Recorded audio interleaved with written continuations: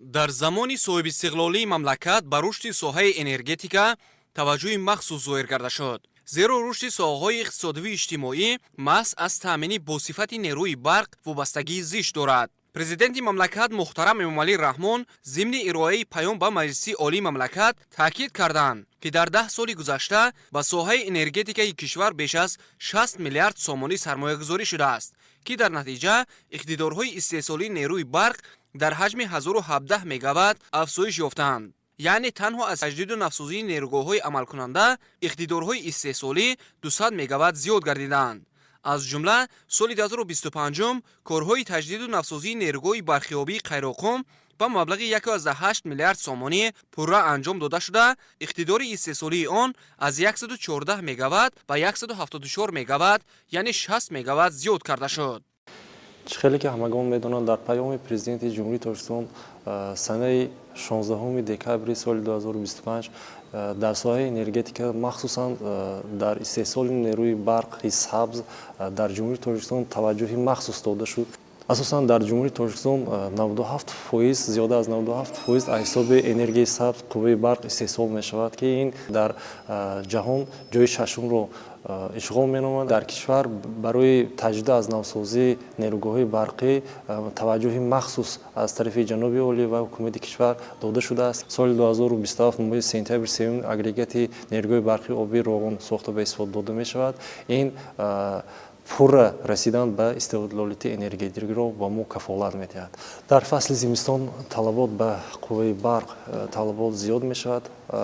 ساکنان باید این را درک نمایند، باید به صرفش سرشته‌کاری جدی اهمیت دهند. اگر ما به صرفه‌کاری قوه برق جدی اهمیت دهیم، آن به رشد دیگر ساحه‌های کشور مساعدت می‌نماید.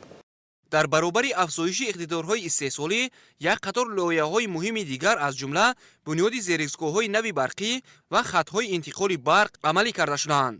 дар ин давра ҳаҷми истеҳсоли нерӯи барқ дар кишвар 7 миллиард киловатт-соат ё 40% зиёд гардида, аз 17,2 миллиард киловатт дар соли 2015 ба 24,2 миллиард киловатт дар соли 2025 расонда шуд. бунёди иншооти азими аср, нерӯгоҳи барқиёбии роғун тавонист дар рушди соҳаи энергетика ва таъмини мамлакат бо нерӯи барқи аз ҷиҳати экологии тоза такони ҷиддӣ бахшад. ба таъкиди пешвои миллат муҳтарам Эмомалӣ Раҳмон моҳи сентябри соли 2027 агрегати сеюми нерӯгоҳи барқиёбии роғун ба кор дароварда мешавад ва истиқлоли энергетикии кишвар таъмин мегардад. бо назардошти зиёд шудани талабот ба нерӯи барқ, ҳукумати мамлакат тадбирҳоро ҷиҳати бунёди нерӯгоҳҳои барқии офтобӣ вусъат бахшидааст. ҳоло корҳои лоиҳавии сохтмонӣ бо иқтидори умумии 250 мегаватт дар вилояти Суғд оғоз гардида, то моҳи августи соли 2026 ба истифода супорида мешавад.